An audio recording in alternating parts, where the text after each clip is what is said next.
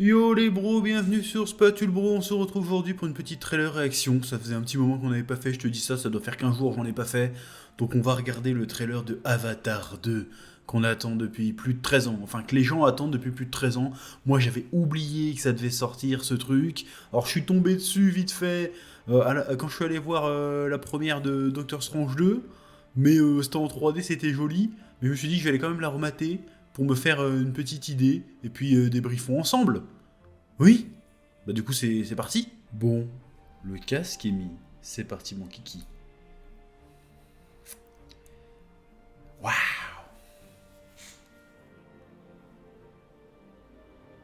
Ok, la petite musique d'Avatar, toujours. Des bonhommes bleus. Des plans qui ressemblent beaucoup au premier. Des petits dragons qui volent. Cheikh Souli. Ok, bah pour l'instant c'est joli, hein, mais...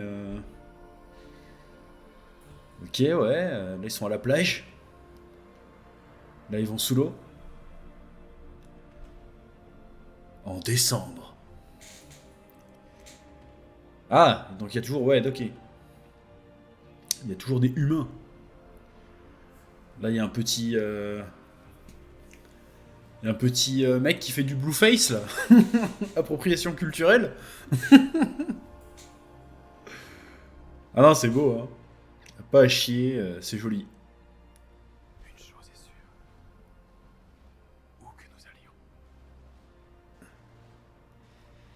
cette famille, Donc ils ont des gosses, apparemment.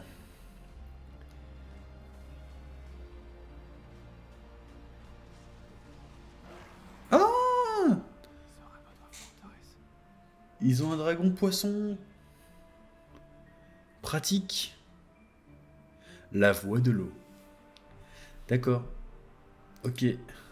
Bon, en vrai, bon, c'est très joli, hein, mais je vois pas pourquoi tout le monde en fait tout un foin, parce que là, en vrai, ça montre pas grand-chose, hein. On est vraiment sur du teasing de teasing, c'est-à-dire on a des belles images, hein, c'est sûr. C'est très bleu, il y a de la mer bleue, il y a des gens bleus, mais à part ça, on n'a pas trop d'indices sur l'histoire, je vois pas en quoi ça va chambouler notre vision, parce qu'apparemment ça va être une expérience comme on n'en a jamais vu. Bon, pour l'instant, pas impressionné, mais je me pose quand même la question. En quoi va consister cette nouvelle expérience? Il va rajouter de l'odeur, il va nous balancer de la flotte à la gueule. Je veux dire, qu'est-ce que tu veux faire plus que la 3D en fait? Parce qu'il a dit que ça sera une expérience encore plus supérieure. Donc c'est quoi? Ça va être une meilleure 3D où il va rajouter des éléments pour nous immerger un peu plus dans son film. On verra bien, en vrai je suis assez curieux. Bon après on pose quand même des questions, on voit que le Jexouli, on sait pas, je suis pas sûr que ce soit forcément que Jexouli d'ailleurs, on voit qu'il y a toujours des Navy pardon, Navy c'est autre chose, on a toujours des Navy qui sont encore habillés comme des humains avec des guns d'humains et tout.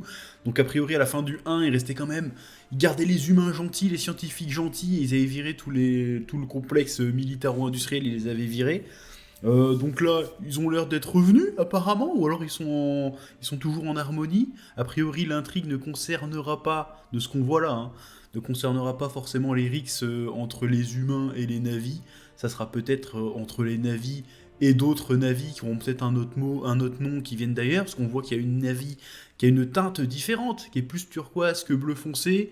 Donc est-ce qu'on est sur un danse avec les Schtroumpfs 2 avec les Schtroumpfs pas pareil. Tu sais, comme dans les Schtroumpfs, à un moment, t'as les Schtroumpfs noirs, tu vois. Bah, peut-être ils vont se battre entre Schtroumpfs géants. Peut-être, je sais pas en fait. Oui. Bon, il y a aussi une interrogation, c'est qui est ce petit Mimicicu? Il y a un espèce de Mimicicu qui se balade là, tu sais, indien dans la ville. Putain, vieille référence, tu sais, il y a un petit mec, un petit humain normal qui est habillé en indien avec des traits de Navi et tout, qui se déplace comme eux et tout, qui a un arc et des flèches. Qu'est-ce qu'il fout là?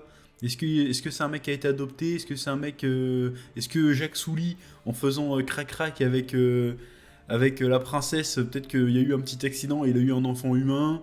Ou alors ça n'a rien à voir et c'est vraiment juste un mec un gosse qu'ils ont adopté, qu'ils ont élevé eux-mêmes. Encore une fois, je suis curieux de voir comment ça va être. Et le truc que je trouve étonnant avec Avatar 2, c'est qu'en fait, ça va être presque le seul projet cinématographique un peu d'envergure, en mode blockbuster super attendu et tout, qui va sortir et qui est un travail original en fait. je me rends compte que tout ce qui sort maintenant, que ça soit, bon, peut-être pas en série TV, mais si, même en série TV, tout ce qui est un peu geek, un peu pop culture, un peu qui relève de l'imagination ou du cinéma de genre, tout ça, de la fiction de genre, bah, c'est toujours des adaptations.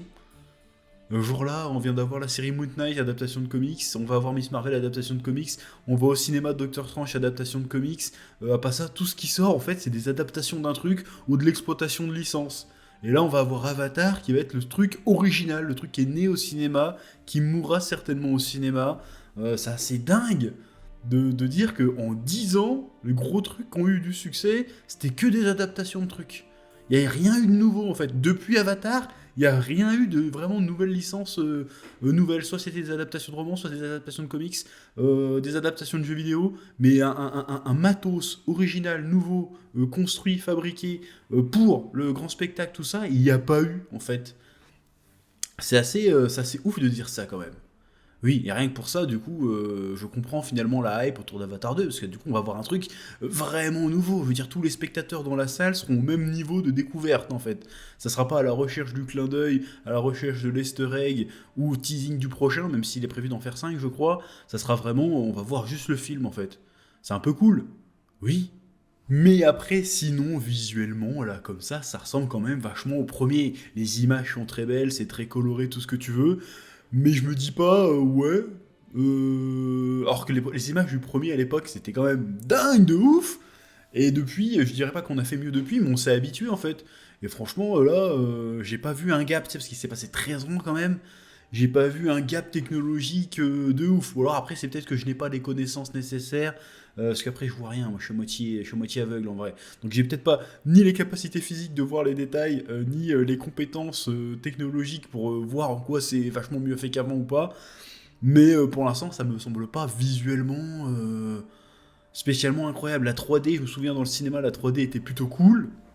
Mais c'était pas un truc de ouf. Limite, j'ai trouvé la 3D sur. Parce qu'ils avaient passé aussi le teaser de Maverick, la Top Gun. J'avais trouvé le truc plus déroutant que Avatar pour le coup. Donc, je suis curieux de voir en vrai. Je suis pas spécialement hypé, encore une fois. J'ai du mal à me hyper ces derniers temps. Mais en tout cas, je suis curieux de voir ce que ça va donner. Et j'ai hâte d'en apprendre un peu plus sur l'histoire. Parce que le côté visuel, incroyable. Mais quand t'as un scénario qui tient la route, c'est encore mieux. Donc, je suis très curieux de voir qu'est-ce qu'ils vont raconter. Et comment il va faire tenir ça sur 5 films, quoi. Qu'est-ce qu'il va bien pouvoir raconter. Ça m'interroge, ça m'interpelle.